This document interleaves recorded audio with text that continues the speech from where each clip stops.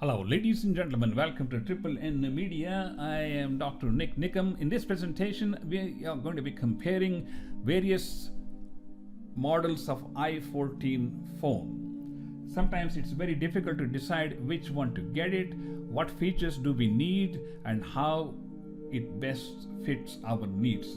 Most important thing is maybe you have to make a list of what are the things that you're going to be using your iPhone most often. Most of us are going to use it for social media, for Instagram or Facebook or Twitter or whatever it is.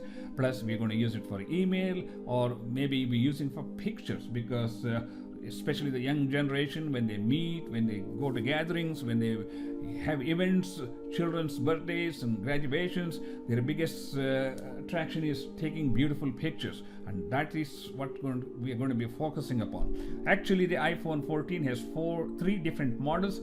The basic one is iPhone 14 Plus, the next one is 14 Pro, the top one is Pro Max. What's the difference? By just looking at these pictures, you can see there are three cameras here, three cameras in Pro and only two cameras in Plus. If your major interest in taking pictures at events and posting them on social media, then you need to look at the differences, which I'm going to highlight in a minute. And of course, these are the different colors that are available here. You can follow my arrow. And the iPhone 14 Plus has a red color, which is not seen in the other ones. The starting price, let me see if I can move it up a little bit. The starting price is $899 for the 14 Plus. It goes to $1,099. So the difference between the bottom and the top is $200. $200. Keep that in mind. And of course, the phone size is also important. The Pro and the Plus have 6.7-inch display, whereas Pro Max, I should say 6.7, and Plus 6.7, whereas Pro has 6.1 inch. Anyway, you had to look at to decide what to do. The main difference, I would say, if taking pictures is an important feature for you, is this one. There are two cameras in 14 Plus, and it's 12 megapixel. It is not very different from iPhone 10, 12 or 13, whatever you have.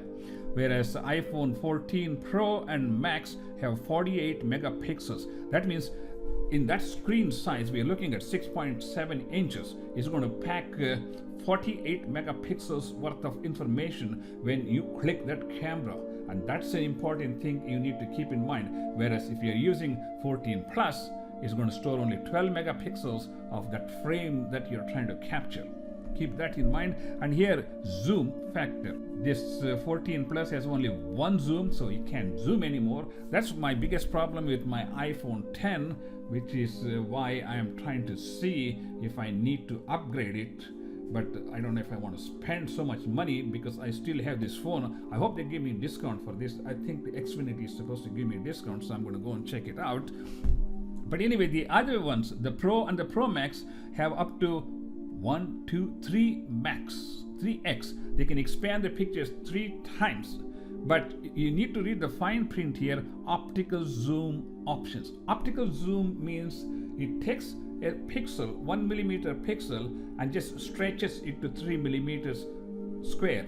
So it is not actually adding more pixels, it is not adding more information, it is just stretching it. But since the original picture is 48 megapixels, so by stretching it, you can get still a very good quality of picture from iPhone Pro Max compared to iPhone 4 Plus when you stretch it to just focus on a particular object which is at a distance. Let's say, for example, you're in a theater, you're trying to record a video of a very nice segment of music or art or dance, then this zoom factor will come into play so that you can just focus on that particular area. Of course, in editing, you can cut that also if you want to.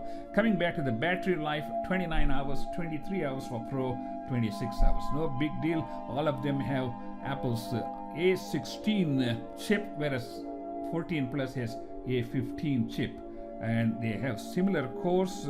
It may be something to do with the speed.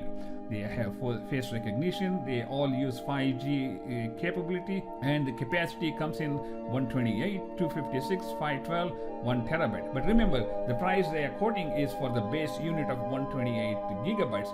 Every time you add up this, the money is going to escalate, and that's an important thing to keep in mind. Why do you want to store 1 terabyte worth of pictures and videos? Why don't you download it into your computer, which like a USB drive, which for $100 you can get 2 terabytes of storage space, and you can keep it there. It's on your computer, you can use it anytime you want. As far as the display is concerned, I want to show you here, it has a display of 2796 by 1290. If you look at your computer monitor, like the one I'm using right now, it has 1080p. That means it has 1920 by 1080. And this one is almost twice as dense as far as pixel count is concerned compared to a regular computer monitor, unless you have a 4K monitor. So this comes close to, not exactly 4K, but close to 4K capability. And it has a 2 million to 1 contrast resolution. That means if you're taking a picture of a person in a background, it has a nice skin tone, the dress, the background, all of them produce a realistic image of what you're actually seeing. And that's an important thing to keep in mind. On a size, I don't think a size should matter when you're, maybe the $1,000 in your pocket may be weighing more than the phone. So let's move on to the chips. I already told you this A16, whereas Plus is the one which has only A15 chip, 6-core, 5-core GPU. The camera is again, here's another interesting thing I want to tell you. The camera, the Pro camera is 14, and the front camera is only 12 megapixels. So if you're taking a picture of yourself or a selfie, it has only 12 megapixels, and it's the same across the board. Whereas if you're taking a picture of people from the camera facing the audience, then it is 48 megapixels main camera. So keep that in mind. And the lens aperture is what defines how clear the pictures are. For example, when I use my Nikon 750, we use what's called the prime lenses. Prime lenses are the ones which have the lowest f-stop. If you have a f1.8, it gives very clear pictures, but the depth of field is very narrow. What it means is your subject is in focus in this distance, whereas anything behind that is out of focus. That's called the bokeh effect, and that's what professional photographers like.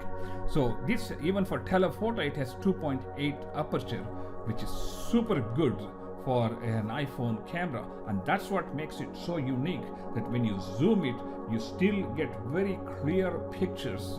It doesn't matter how far the subject is, depending upon the amount of zoom you use.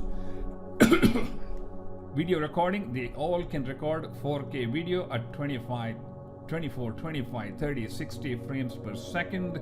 They record regular 1080p videos, and the front camera, as I told you, is I'm a little disappointed with the fact that the front camera is having 12 megapixels for all 3 models. I would have expected it to be a little better, like maybe 24 megapixels, because you're paying $1,000.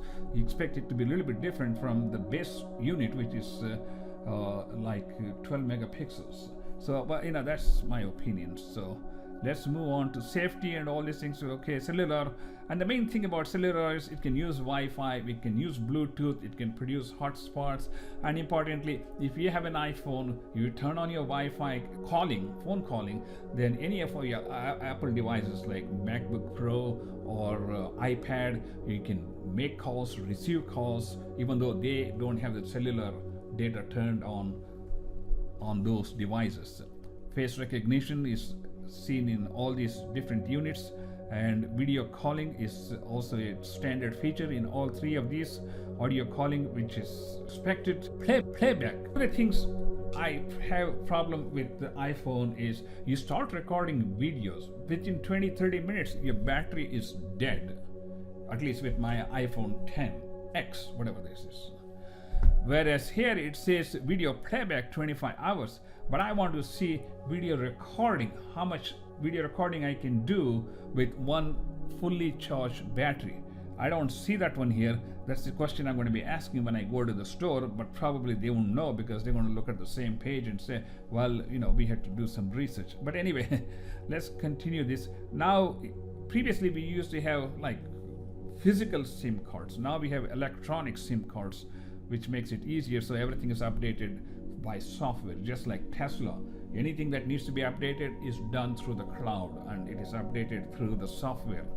And here, camera connectors, lightning connectors, so you don't have to buy any new connectors to hook up your new phone. So ladies and gentlemen, there's a very quick rundown of what phone suits best for you depending upon your need. Are you just using for social media? Are you using for pictures, which is most often the common use of iPhone today, especially for the younger generation who frequently get together for dinner, lunch, tea, afternoon tea, or birthdays, graduations, award ceremony, all these things.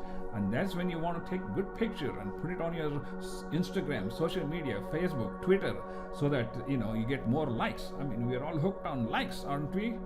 But you have to decide. So I will be inclining more towards iPhone 14 Pro and Max. I had to talk to them about a couple of technical questions. As I said, video recording, how long does the battery last? The best thing is if you're recording frequently videos, then you need a backup unit which costs like $20-25, and you can have it hooked up to your phone and continue to the recording. And that's the excellent way to make sure you don't miss something in an important event. Well, anyway, this is enough for right now. Ladies and gentlemen, thank you so much for watching. You have been watching this presentation on comparison of iPhone models, starting with iPhone 14 Plus all the way to iPhone 14 Pro Max. Which one suits you best?